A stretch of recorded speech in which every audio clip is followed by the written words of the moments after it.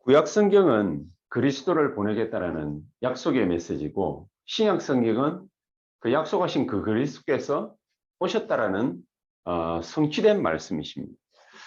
그런데 이 신구약 성경을 통틀어 보면은 굉장히 재앙에 관한 얘기들이 많이 나옵니다. 이스라엘 백성들이 모든 역사를 통틀어서 평안한 때보다는 굉장히 불운한 때들이 굉장히 많았습니다. 그래서 이 사람들은 노예로 끌려가고 전쟁을 만나고 포로되고 속국되는, 그리고 나라 잃고 전 세계를 유리방황하는 그런 얘기들이 성경 말씀에 주류를 이루고 있습니다. 이스라엘 백성들을 하나님이 괴롭히시고자 하시는 얘기가 성경 말씀이겠습니까? 그건 아니겠지요. 하나님의 분명한 절대 계획과 목적이 있는 것은 분명합니다. 그렇다면 이 신구약 성경을 통해서 우리에게 꼭 들려주시고자 하시는 메시지가 재앙을 받아라, 그런 말씀이 아니겠죠. 너희들도 노예되고 포로되고 속국되고 전 세계 유리방황해라, 그런 말씀은 아니겠죠. 얼마나 어리석은 말입니까? 그렇다면 과연 어떤 메시지가 담겨져 있느냐? 신구약 성경을 통틀어서 가장 중요한 부분이 바로 이 부분입니다.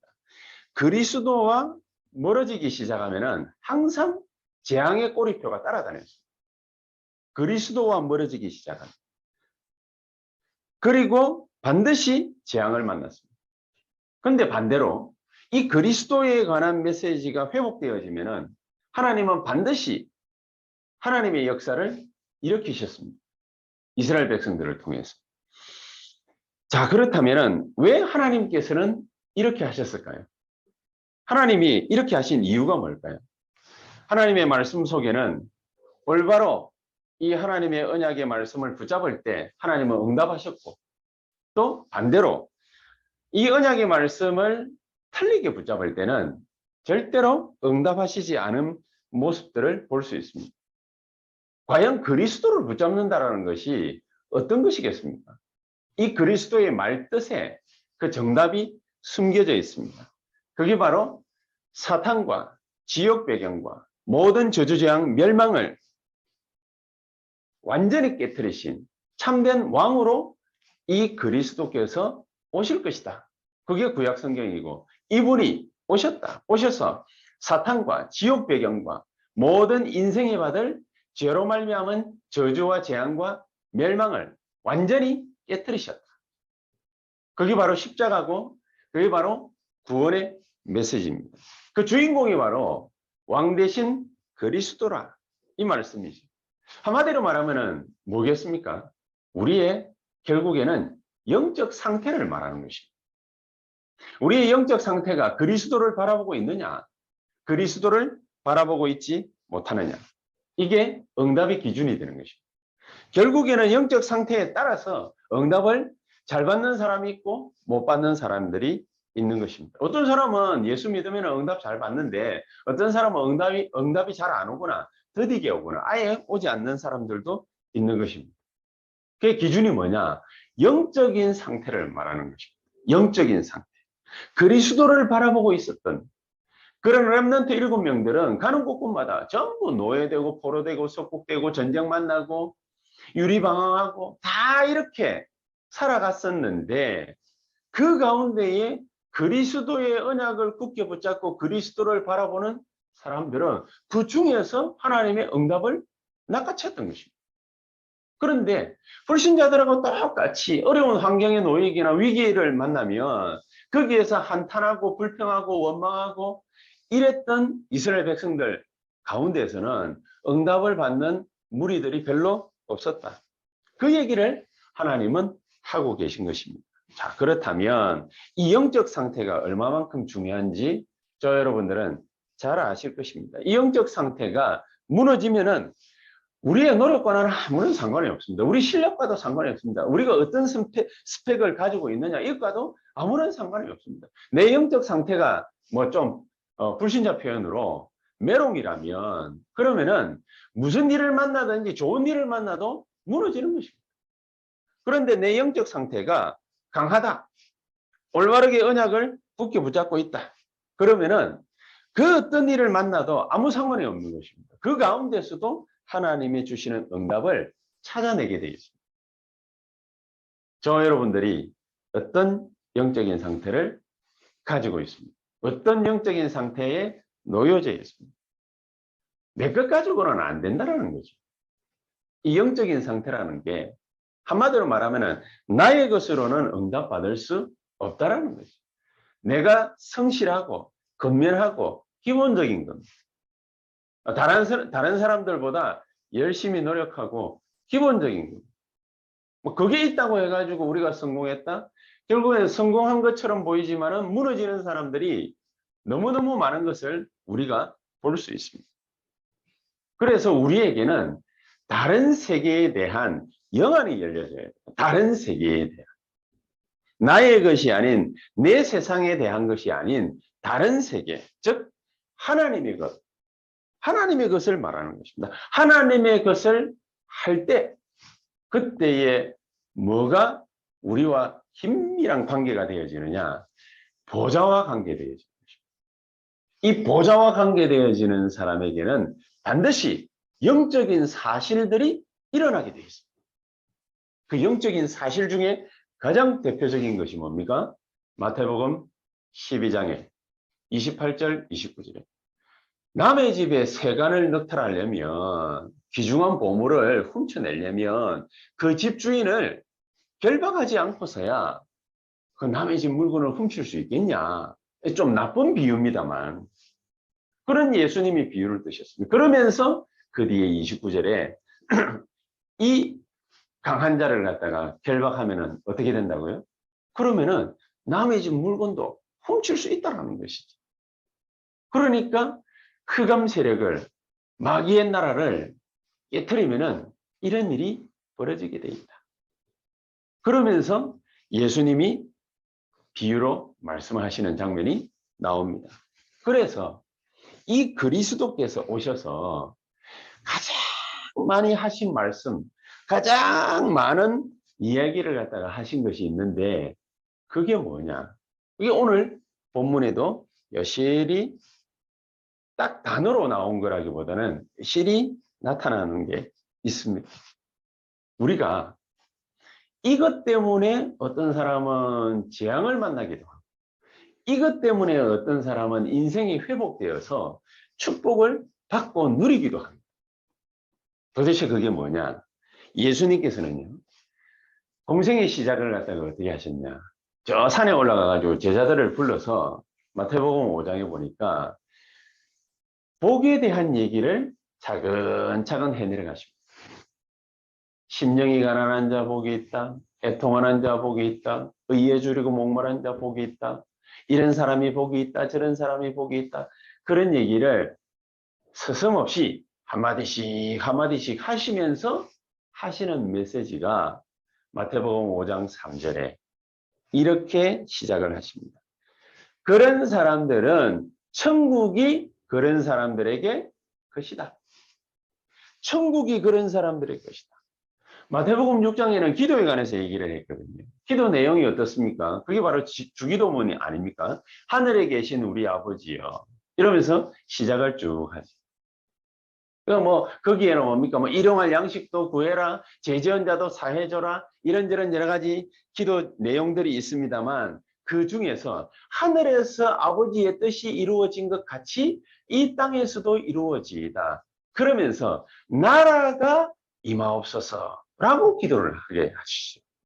나라가 임하옵소서. 하나님의 나라가 임하기를 기도해라. 그 말이지. 그러면서 마태복음 6장 33절에 결론적으로 뭐라고 얘기를 하고 있습니까? 너희는 먼저 그의 나라와 그의 의를 구하라.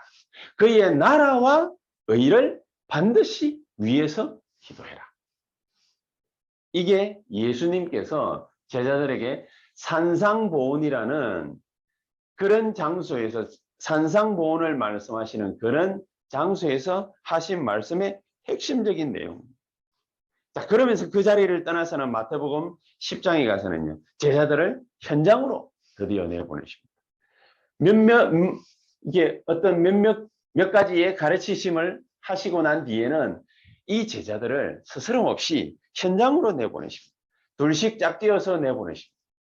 지역으로 가라고 하십니다.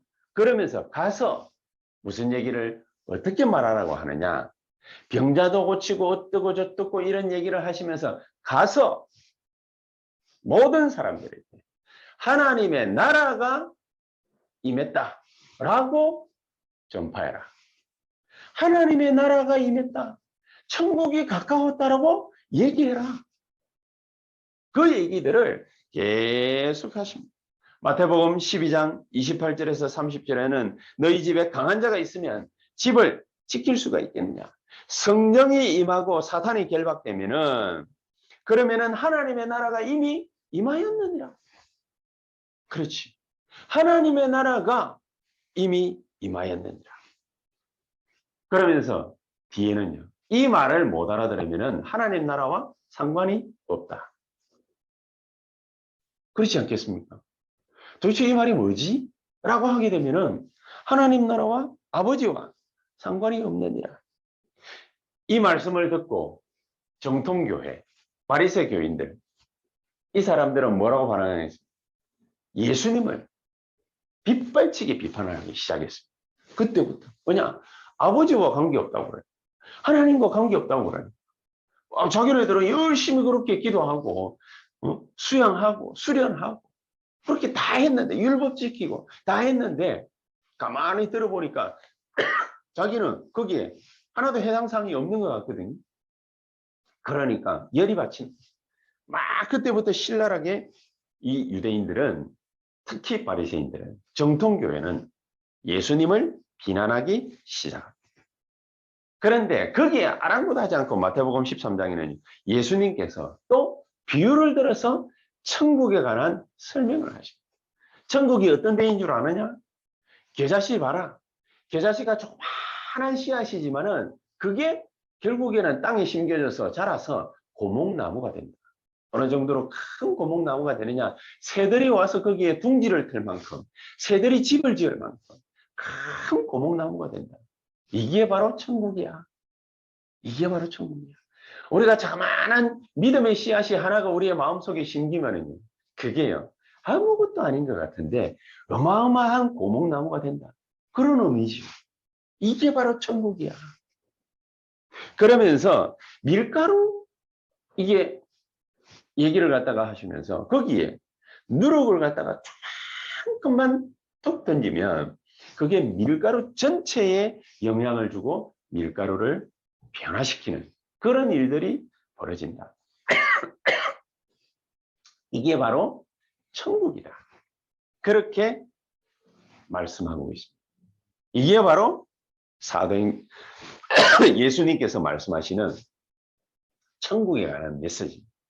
그래서 예수님께서는 마지막에는 사도행전 1장에 감람원으로 모든 제자들을 모아가지고 또 이 얘기를 40일 동안 집중적으로 하십니다. 40일 동안 하시는 얘기의 핵심은 뭐냐? 하나님 나라의 일에 관한 것입니다. 또 마지막으로 얘기하죠. 하나님 나라의 일에 관한 것입니다. 이거를 누가 가장 적극적으로 캐치를 했냐? 사도행전 19장 8절에 보니까 사도 바울.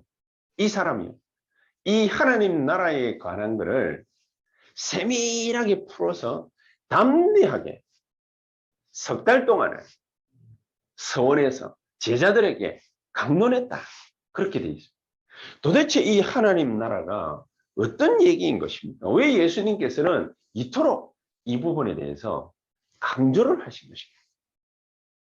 우리에게 복음 받으라 이러면은 그걸로 모든 것이 다 종료되는 거 아닙니까? 우리가 복음 받고 구원 받으면은 우리는 하나님의 자녀 되지 않습니까? 그런 사람에게 임하는 놀라운 축복과 능력이 있는데 그게 뭐냐? 하나님의 나라다. 그래서 예수님께서 사도행전 1장 3절에는 아버지께서 너희에게 약속하신 것이기 때문에 4절 5절에 예루살렘 떠나지 말고 이것을 기다리라. 기다리면 임하게 될 것인데 나타나게 될 것인데 어떻게 나타나느냐? 사도행전 1장 8절에 성령이 너희에게 임하시면은 능력을 받게 될 것이다. 여러분 성령의 역사는 눈에 안 보이는 거거든요. 그런데 다른 사람들이 볼 때에 능력이 나타나는 걸로 보여요. 야 신기하네. 도대체 어떻게 일이 저렇게 될 수 있지? 라고 생각이 들 만큼 능력이 나타나는 거죠. 야, 우리 교회가 요즘에 많이 변했어. 보이는 것입니다. 왜냐? 이게 성령의 역사이기 때문에. 그래서 어땠단 말입니까?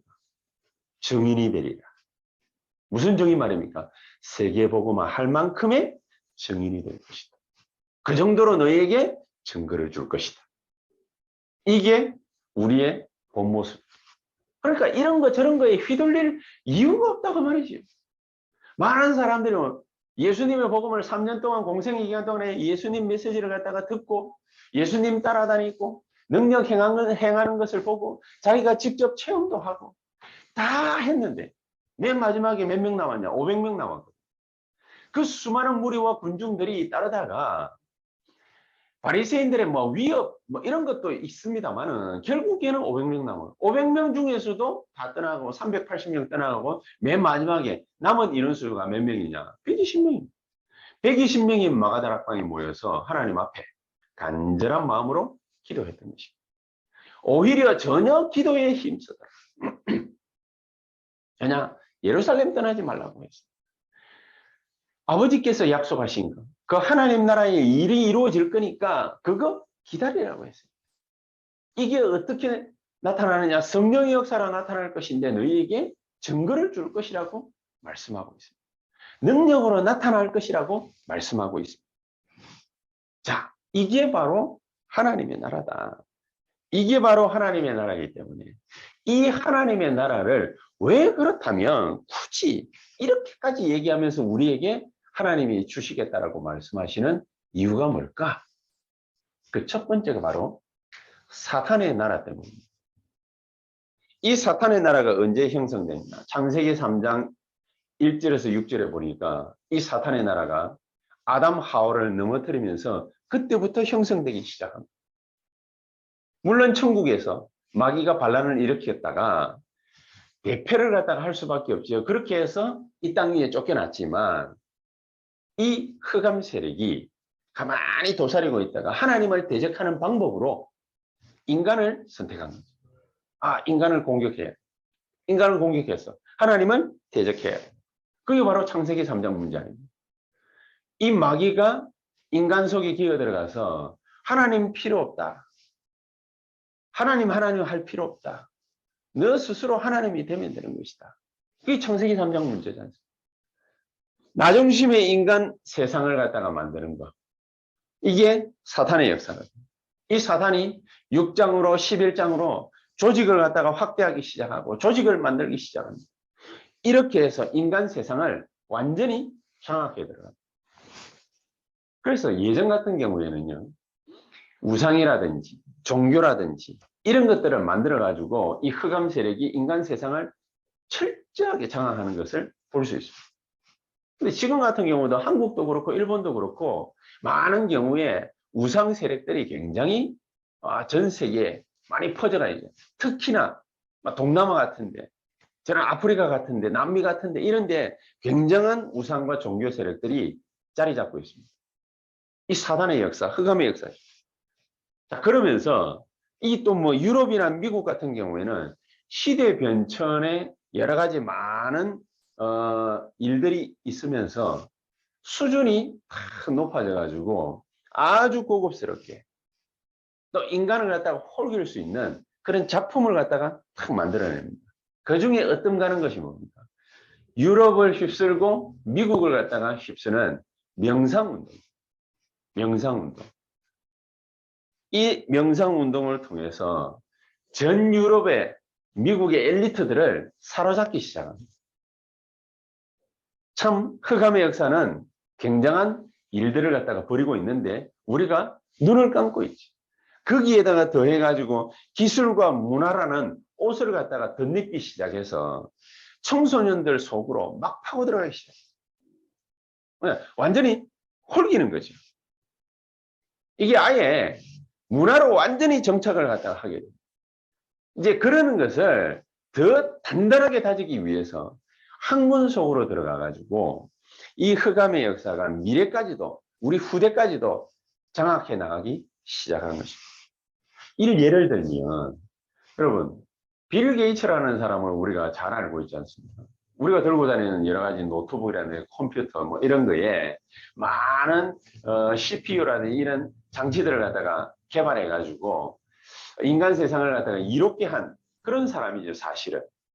굉장히 편리하게 우리가 사용을 갖다가 하고 있습니다. 윈도우라는 프로그램을. 그런데 이 빌 게이츠라는 사람이 이걸 통해 가지고 어마어마한 돈을 벌고 난 다음에 이 사람이 우리가 잘 알고 있는 대로 3단체 영향을 갖다가 굉장히 깊이 받은 사람이지. 이 3단체 영향을 굉장히 깊이 받은 이 빌 게이츠가 이가 자기가 가지고 있는 이 부를 가지고서 아프리카에 어마어마한 기부를 하게 됩니다. 아프리카에 어마어마한 기부를 갖다가 하는 것으로 끝나는 것이 아니라 자기가 기부를 한 그것 때문에 아프리카에 많은 선한 영향을 갖다가 끼쳤다고 아프리카에 있는 많은 권력자들이 이 빌 게이츠에다가 여러 가지 많은 혜택들을 또 가져다 줍니다. 그럼 그런 것들을 통해 가지고 이 빌 게이츠라는 사람과 3단체가 어떻게 하느냐. 아프리카의 미래를, 후대를 장악해 나가기 시작. 자기가 가지고 있는 부를 가지고, 권력을 가지고, 힘을 가지고, 그리고 기술과 과학을 가지고 막 장악해 나가기 시작. 뒤에서는 이 3단체가요. 이런 빌 게이츠 같은 사람들, 이제 죽었지만 스티브 잡스 같은 이런 사람들은 유명한 사람들이 있습니다.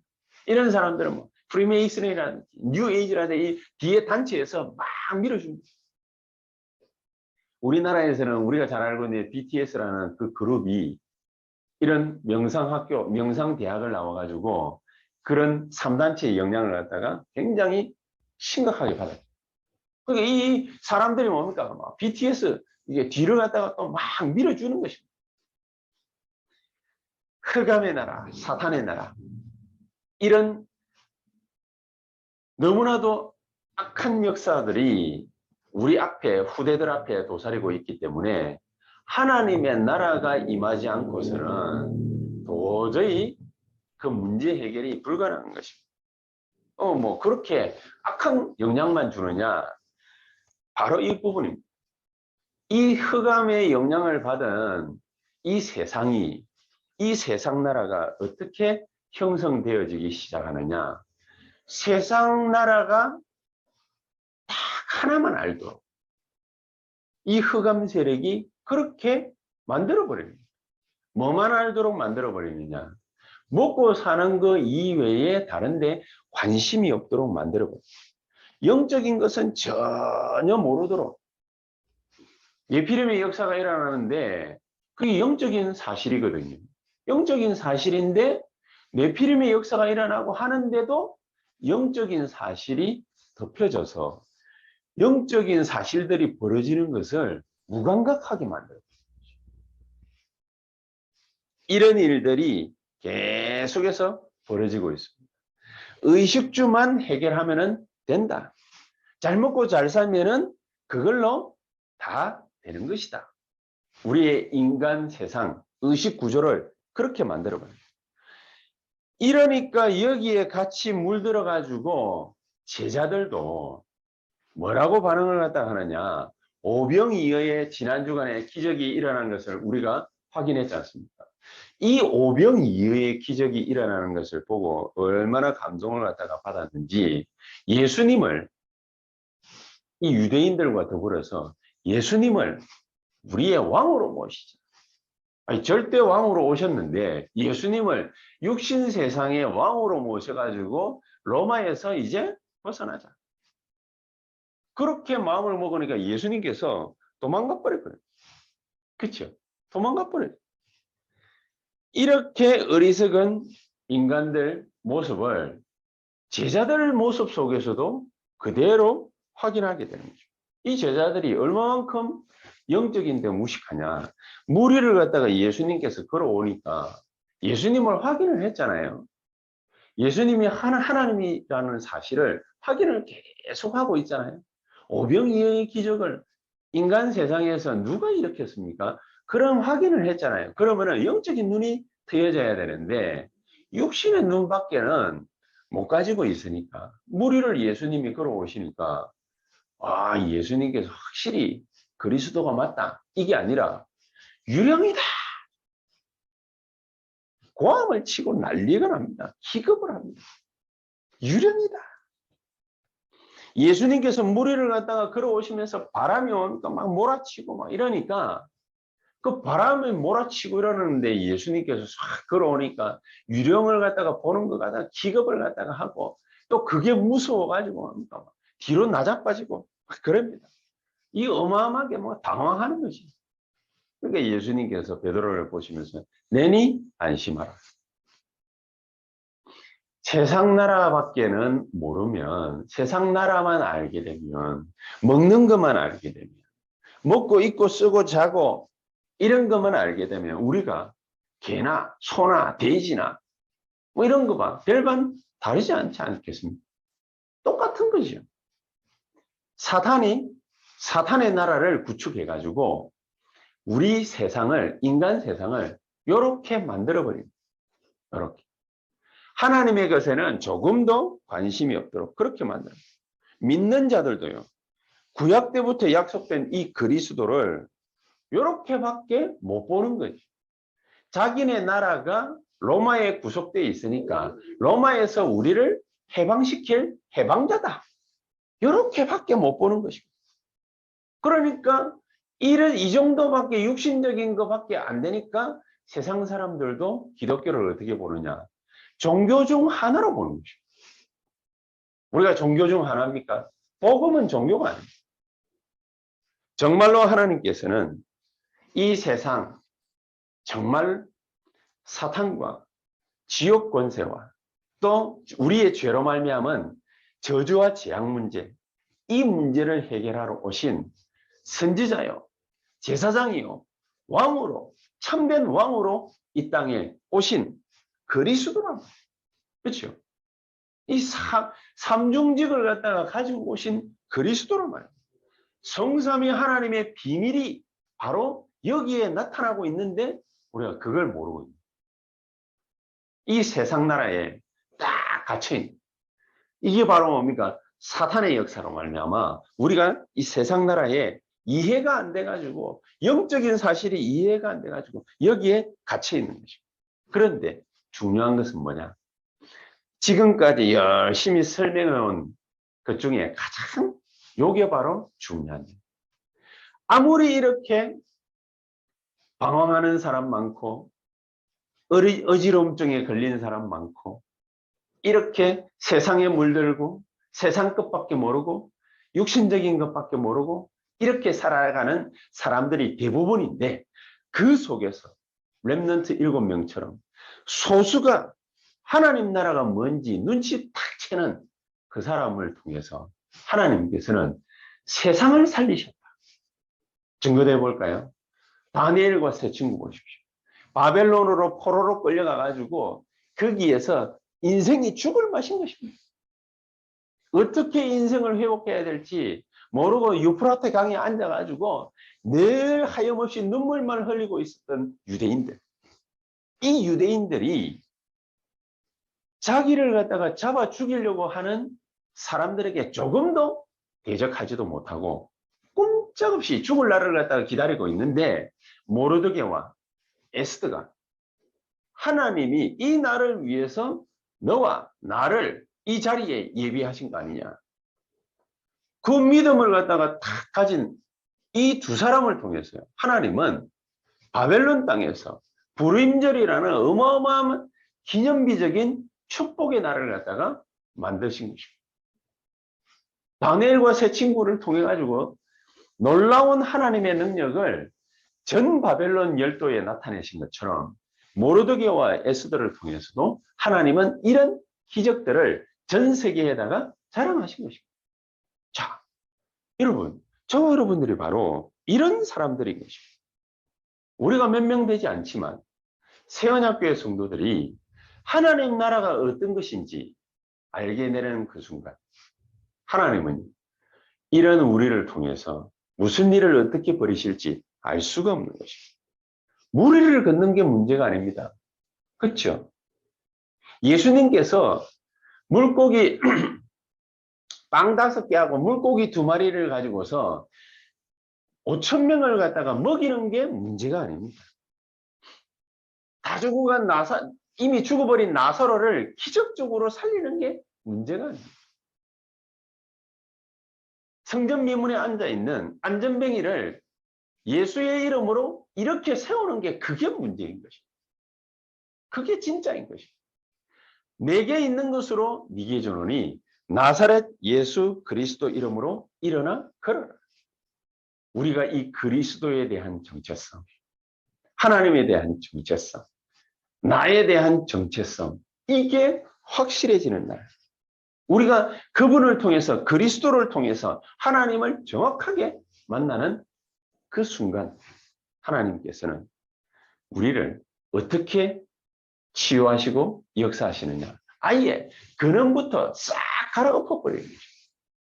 우리의 힘이 조금도 필요치 않습니다. 우리의 능력이 필요하지 않습니다. 우리의 스펙이 필요치 않습니다. 하나님은 우리에게 1초만 역사하시고 세계를 복음하실 수 있는 그런 창조주이십니다.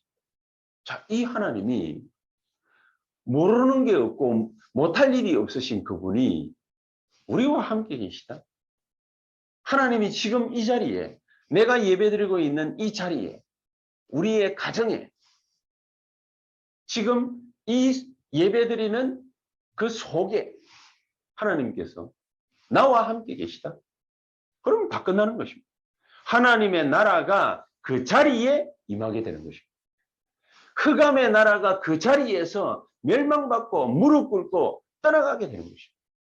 그렇지? 우리가 알지 못하는 수많은 우리의 죄로 말미암은 저주와 재앙과 멸망의 수순들이 우리 앞에 도사리고 있는 것들이 어마어마하게 많습니다. 그런데 우리는 담대한 것이 그것과 아무런 관계가 없다. 왜 아무런 관계가 없습니까? 우리가 이미 거기에서 해방받았잖아요. 이미 해방받았기 때문에 아무런 문제가 될 것입니다. 보좌의 능력이 우리 안에, 우리 앞에 함께하는 것입니다. 이 보좌의 능력으로 우리에게 하나님께서는 역사하시는 것입니다. 하나님께서는 위에서 주시는 그 힘을 가지고, 능력을 가지고, 그 파워를 가지고서 우리의 모든 걸음걸음마다 역사하시기를 시작하시는 것입니다. 유대인들, 특히 바리새인들은 이 말을 알아듣지 못합니다. 여러분, 오늘 한 단어를 기억하십시오. 저와 여러분들이 앉아있는 그 자리에는 하나님의 나라가 임하게 되어 있습니다. 이미 하늘에서 이루어진 뜻입니다. 저와 여러분들이 있는 그 자리에서는 무조건 하나님의 나라가 임하게 되어 있습니다. 누구에게 말입니까? 믿는 자에게. 흑암의 세력은 결박되게 됩니다. 주님은 성령으로 역사하게 되어 있습니다. 어둠의 세력은 물러가게 되어 있습니다. 주의 말씀을 우리에게 주신 그 하나님께서는 주의 말씀을 성취하시기 위해서 지금 주의 천사를 우리에게 총동원하여 역사하실 것입니다.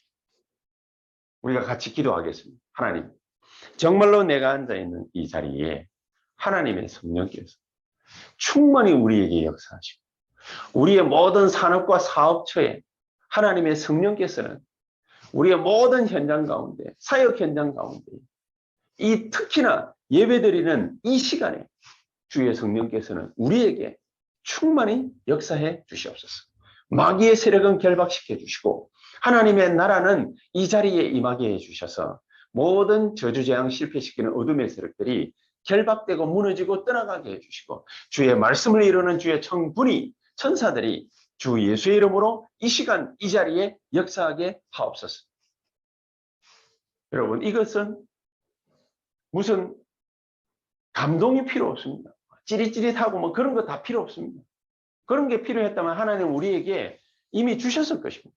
그런 거 필요 없고 우리가 믿는 그 순간 주께서는 우리가 내일 회사 가서 일해야 되는 그 자리에, 내일 우리의 사업처에, 사업 현장에, 거기에 주께서는 성령으로 역사하실 것인데 거기에 미리 앞서 누구를 보내신다고요? 주의 천사. 주의 천사들 우리 앞에 그리고 우리 뒤에 출애굽기 14장 19절. 그 일이 벌어지게 돼 있습니다. 이런 축복은 절대로 종교가 줄 수도 없고 절대로 우상이 우리에게 가져다 줄 수 없는 것이다. 그래서 다른 거 하지 말고 딱 이거 하나만 합니다. 오직, 그렇죠? 오직. 그러면은 하나님은 우리에게 뭐 해야 될지 우리 평생에 달라는 거죠. 하나님은 분명히 알게 하신 것입니다. 아, 내가 이 교회에서는 이 일을 감당해야 될 것이다. 아, 그렇다면은 내가 할 수 있는 일은 이런 일이다. 우리 평생의 전문성이 우리 교회에서 내가 하는 일 속에서 하나님은 찾겨지게 하실 것입니다.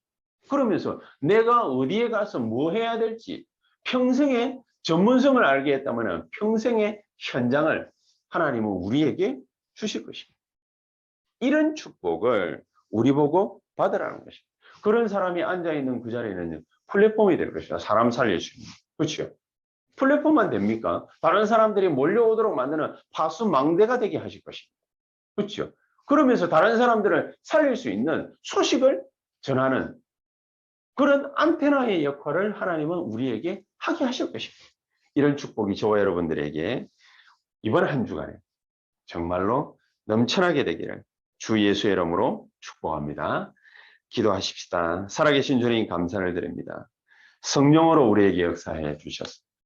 우리가 다른 세계를 분명히 알고 그 축복을 누릴 수 있도록 주께서 우리 가운데 좌정하사 보좌의 능력으로 역사해 주시옵소서. 예수 그리스도 이름으로 기도하옵나이다. 아멘.